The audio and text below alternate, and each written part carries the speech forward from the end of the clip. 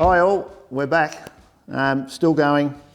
I've got a little bit heavy this week maybe for some people, but those people who've known me for a long time know that I've had some issues with skin cancer. So I'm going to be preaching that a bit this week. I've been in and had what they call photodynamic therapy done, which is a superficial skin cancer repair process, so therefore the red face. And you'll see that process throughout the week that's just gone. And the reason I'm putting it on the video is because too often I see people welding on TV shows. Welding is UV rays. UV rays cause melanoma, basal cell carcinomas, and another one here I can't even pronounce. But the reality is we're all susceptible to it. Too much sun, too much welding. We really need to make sure we cover ourselves up. A mate of mine that I used to play golf with passed away last year, and he was an old boilie from the steelworks, and he ended up with melanomas on his arms, and he didn't actually die from melanoma, but he did pass away through cancer. And it's a real wake-up call, and we need to make sure that we're doing the right thing. So look, make sure you cover up when you're welding, when you're out in the sun, and hopefully what I'm going to show you, you'll learn something from it. So that's the skin cancer thing. This week, we've been able to do a bit more work. So radio support panel, front end sheet alignment. So trying to make sure the front of the engine bay is all nice and straight before we get that welded in. So we've started welding that up. It's looking spectacular. Hope you enjoy that. And just some other bits and pieces. Got some van parts back in, a few odds and sods. So enjoy this week, and look forward to bringing it to you. And don't forget, keep subscribing. We hit 3,000 last week. I'm over the moon about that. I can remember trying to get to 1,000 and I thought this is never going to happen. So we've hit 3,000. It helps us with what we're doing with the program to make sure we can get some support to be able to keep doing what we're doing. There's the phone, Reg. Now subscribe. So get on there, subscribe, and don't forget the merch. So the merch is in the description below, and yeah, enjoy.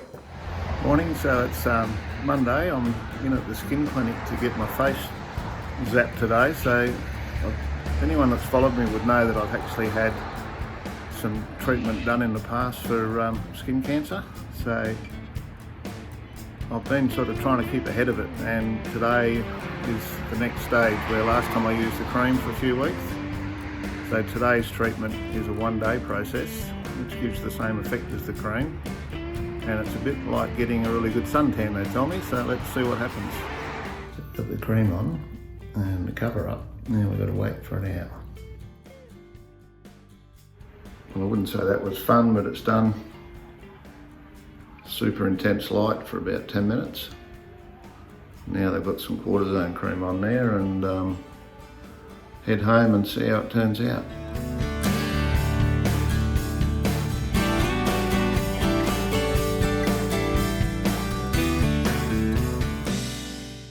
Righto, so it's time to get this radiator support panel on. So it's been on and off, and we've always used a couple of Tech screws each side to get ourselves centered. And then we're working off, original bits and pieces, but this radiator support panel wasn't off this car. It's like everything, bits and pieces from everywhere. And the fact that we've chopped up the plenum, it's got a different firewall. So I was really concerned about just how square the car was going to be that when I go to put the front end on, it all fits. So what I've just done is some diagonals. So just using a tape measure, I've just measured diagonally from the notches in these rails from side to side, and then also another one from up in this top corner of the screen, diagonally over to the bolt hole here on the corner of the hole each side. And that was the closest one. That was actually within 1 millimetre, which was quite amazing. And then some of the others, within 2 to 3 mil. And it's interesting, if you go and look at the Ford workshop manual for panel beaters, they have all the dimensions and diagonals. And it's funny in there that Ford tolerance is half an inch or 12 mil. So we're well inside that. And the most critical one for me, I think, is from this point here, where the guard bolt's on, diagonally over to this point, is within a couple of mil. So when I bolt those guards on and we start to play with those, I don't want those to be too far out. So we can now weld this fully in. And the other thing is, the reason this jack's in here is that with all this welding going on, it had pulled about nearly 10 mil. So we've just cranked that out, taken it past where we needed it to go, and it's come back now a relaxed fit where the tech screws go back in where we had it originally.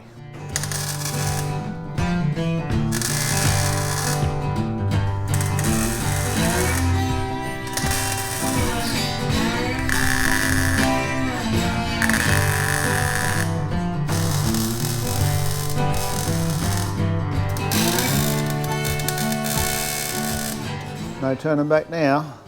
Well, I've got to say, I'm loving the look of that. So all that's welded in now, and of course that means there's a whole lot of grinding to be done. So to give you an idea what's going to be used to do that, a few different sanders here, the old Black & Decker.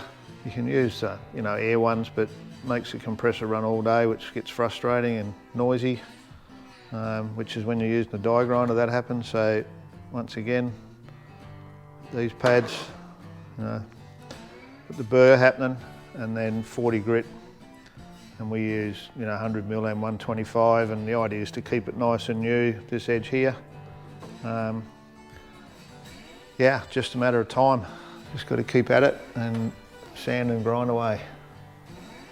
The neighbours love me for it.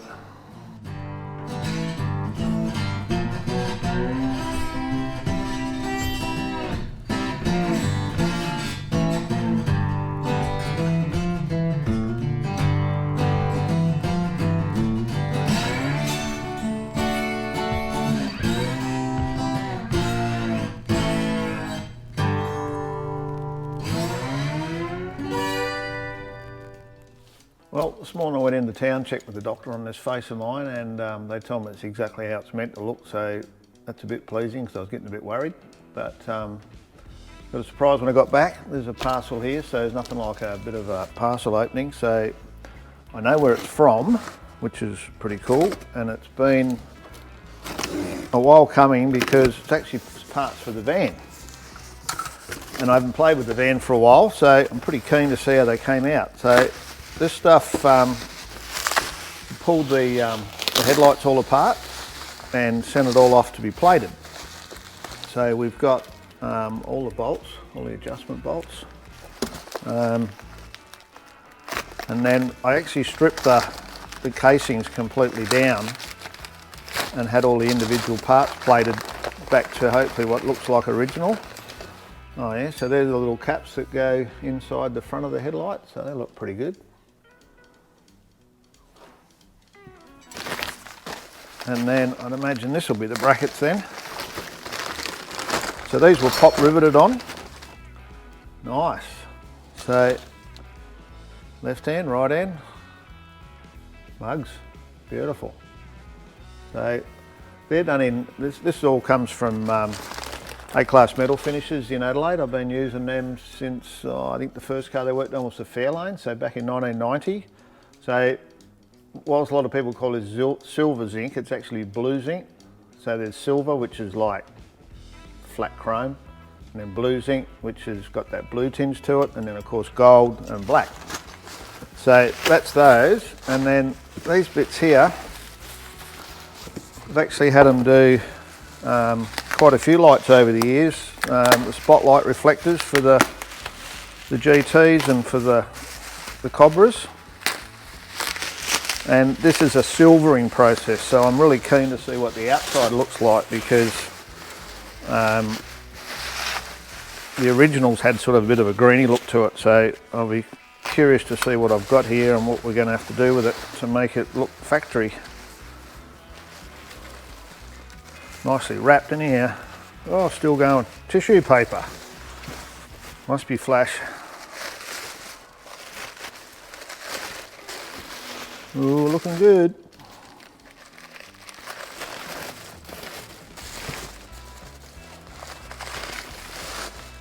There we go. So silver on the outside as well, so that's pretty shiny. So these other brackets I'm talking about were on here. So they hold the adjusters, so that'll give me a little job to do when I'm bored with working on Boss XC or something. So, A-class metal finishes, Lonsdale, South Australia. Thanks, Greg. Good job.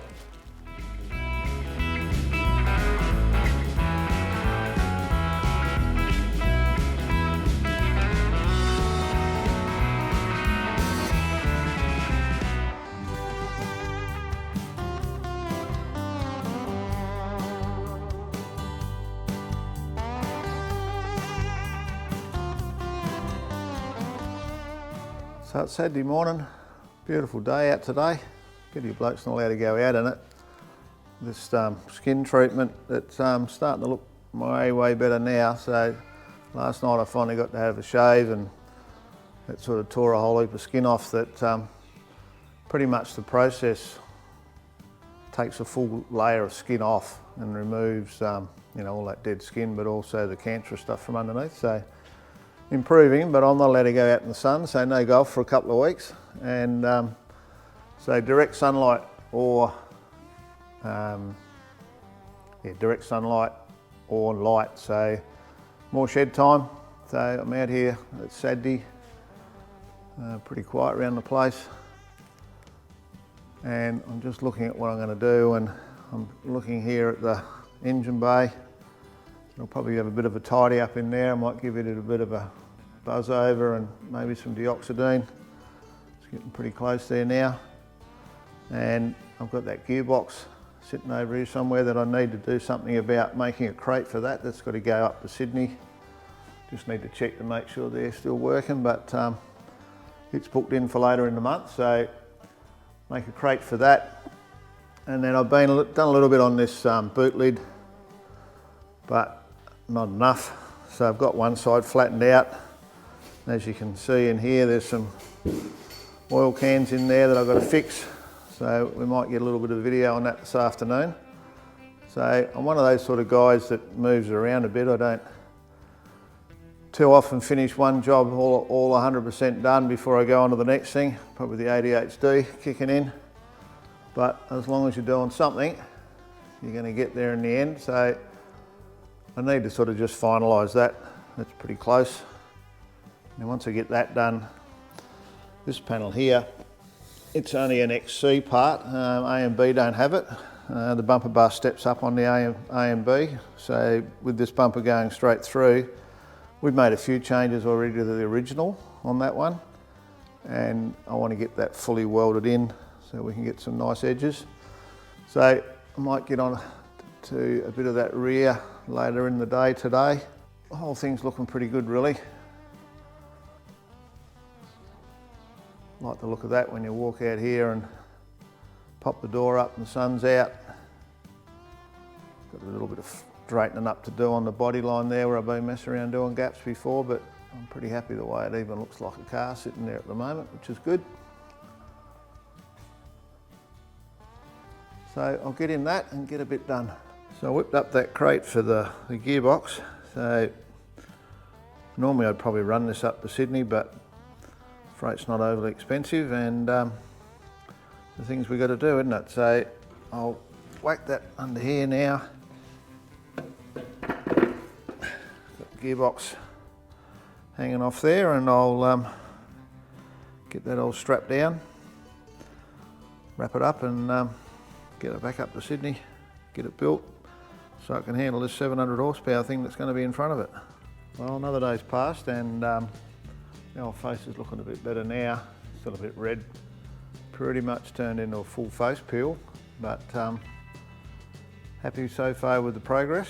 Way better than doing the cream, I think, from a time factor, and I think probably from the pain and the stress side of it, it's probably a little bit better to do it this way than to do it with the cream. But another couple of days, the redness should start to go away, and get back to looking my ugly self. So now we're looking to put that radius support panel on. Obviously it was a 6-cylinder one, the replacement one I sourced for the car, and I'm just looking at it now and pretty much decided I'm going to run the factory V8 reinforcing panel. So we sell those here, and they're a nice piece, remanufactured item. So we'll look to actually get rid of these holes and then do a couple of plugs and then spot weld top and bottom.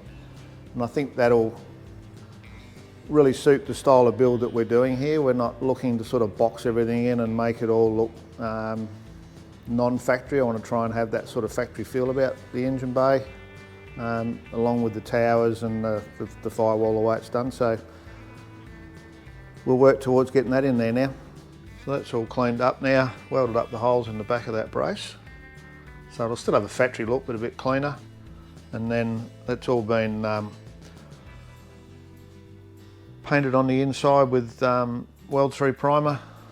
I normally use the gold one, but when I ordered the last lot it come through as the zinc, and the zinc's been pretty good actually. Don't really have any dramas with it.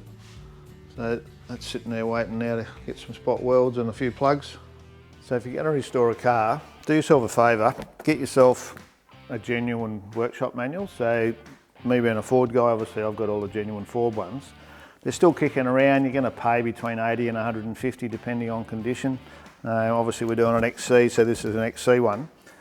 Talking about the engine bay and diagonals and stuff, there's a full page in there that actually shows you all the diagonals, all the measurements, suspension pickup points, all that sort of stuff. And it's really interesting, they actually give you in there what the variations are, and it says 0.6 of an inch. Now that's like 15 mil, half an inch, more than half an inch. I think it's a typo because where the dimensions for over 100 inches are, it's 0.12, which is like 3 mil, which sounds more realistic, but it gives you an idea of just how much these cars are compared to current cars, that even at the 0.16, so you're looking at a 3 mil tolerance. Do that 2 or 3 times over the length of a car for door gaps and stuff makes a massive difference. So good tip. Within there, there's also all sorts of things, you know, how your bumpers go, what sort of washers, what sort of bolts, all your window mechanisms, all in there. So make sure you grab a decent workshop manual, and that'll help you to do the job. So up the front at the start, it gives you the identification. So my first job was in a Ford's parts at Argent Motors in Broken Hill, and this gives you your codes. They will talk about, you know, the codes for different size engines, and then you've got your gearboxes, your trim, all your paint codes. It's pretty extensive, and to me worth the money. So there's all your accessories, the part numbers and what you could get as accessories from Ford for the car, and a lot of things that people talk about being originally on with the car and then what was dealer fitted. This is all the stuff that was dealer fitted. So like a really good advantage with this is the fact that this shows all the mouldings, but then it shows all the clips and the fixing. So a lot of people, now the cars that we're fixing are getting older and older. A book like this gives you so much information about how things are held together and what the clips look like, what the screws look like, and just makes it so much easier.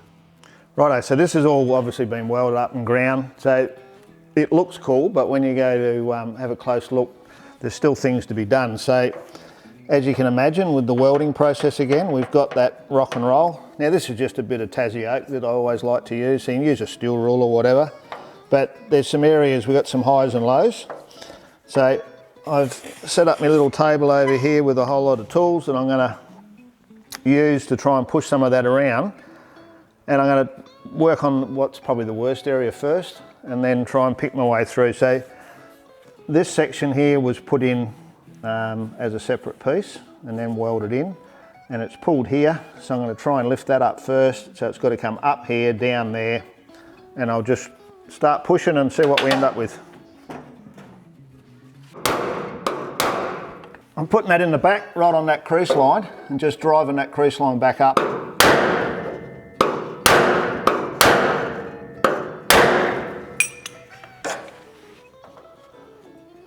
So what I'm trying to do here is minimise the amount of filler.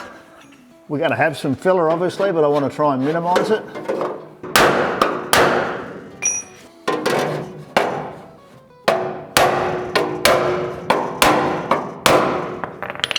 Okay, so that's within a mil now. I just need to come out here a little bit.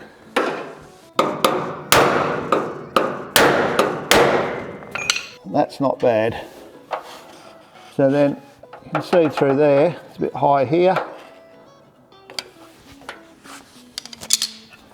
So that's quite solid through the bottom there, but I can feel something there. So So there's a piece of 2mm in the back that's about 25mm wide. So I'm just going to have to drive that back a bit.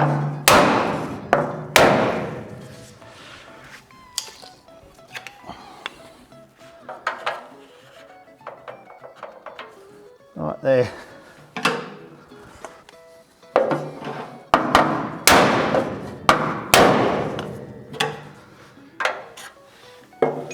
Okay, that worked a treat. So now it's a little bit high there. Oh, I can see that move. Oh, nice. Righto, so now, right where that's welded, there's a low through there, so probably getting a bit carried away.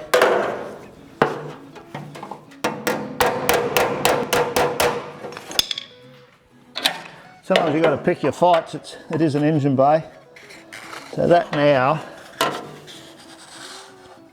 it's pretty good. Just a little low there.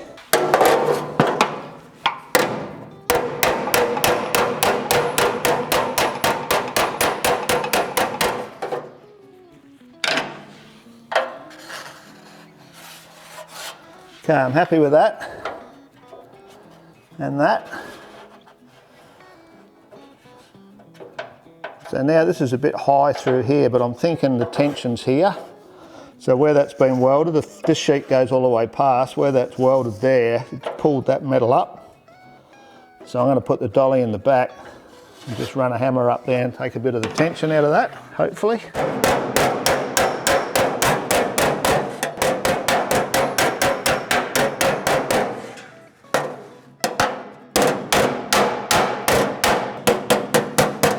Hear that drumming sound is when we're not getting contact with the dolly.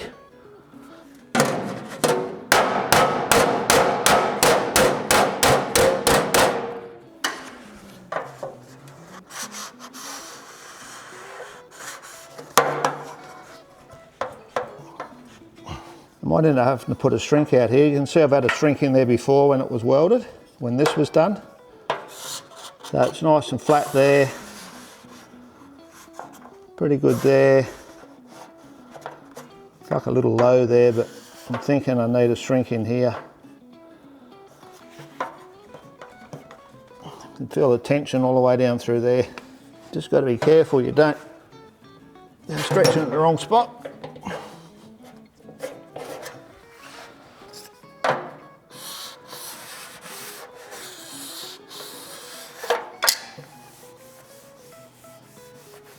So I've determined that this area here is where my high is, and that's come from the welding. So this is straight, this is straight, this is straight. So I need just to pull that out. So I'm going to mentally think that's where I've got to go. I'm going to heat that up, pull the metal in with the hammer, cool it. Hopefully I don't make a mess.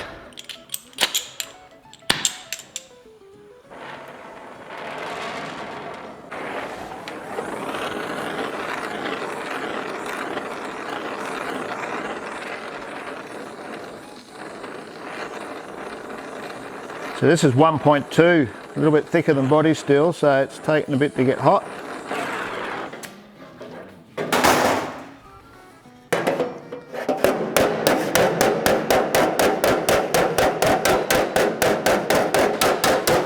A little bit hard to get my angles right there, but you're hoping it don't go boing, because that normally means you've gone too far. I haven't done a lot with 1.2, but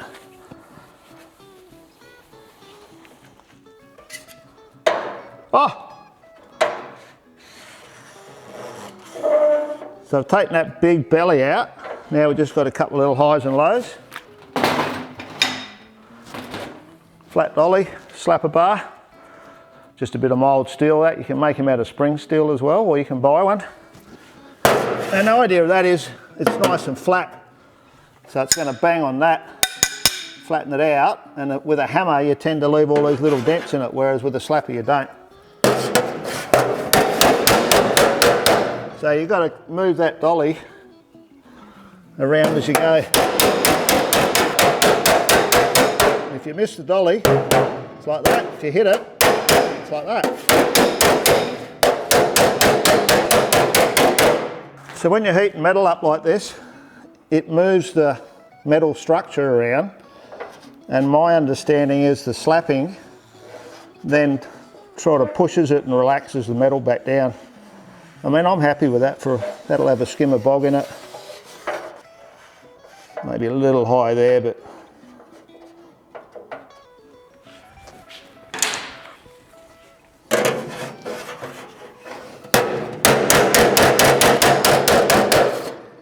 you can spend a lot of time trying to save yourself half a mil of bog. I like that, that looks good. Oh, puffing now.